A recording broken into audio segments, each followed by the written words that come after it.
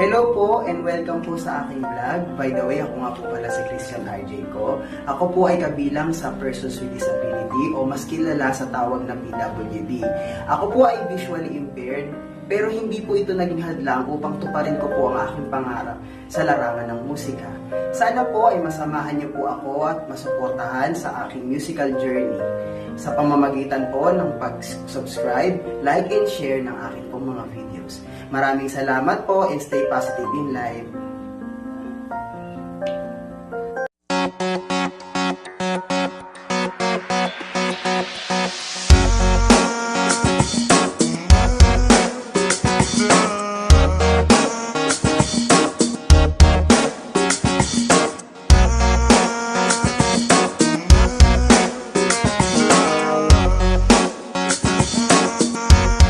Guys, good day. So, nandito na naman po muli ako upang explorein yung jazz piano improvisation na pentatonic exercise in solo sa key of E. So, nung nakaraang video po natin, tayo ay nasa key of C.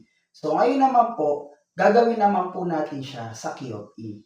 So, by the way, yung jazz piano improvisation na pentatonic, solos, and exercise ay ginagawa din po yan sa iba't ibang key. So, ngayon, nasa key of E po tayo. So, ito naman po yung mga notes na involved.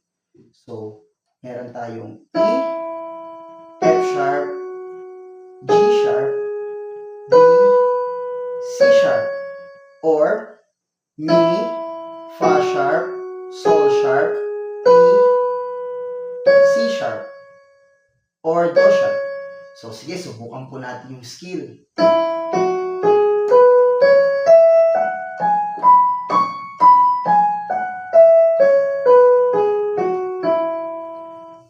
Mamaya, makikita po natin na halos same lang po sila ng ginawa doon sa C.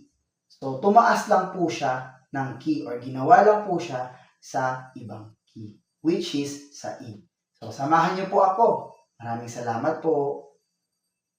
Pentatonic exercise number 1, E major.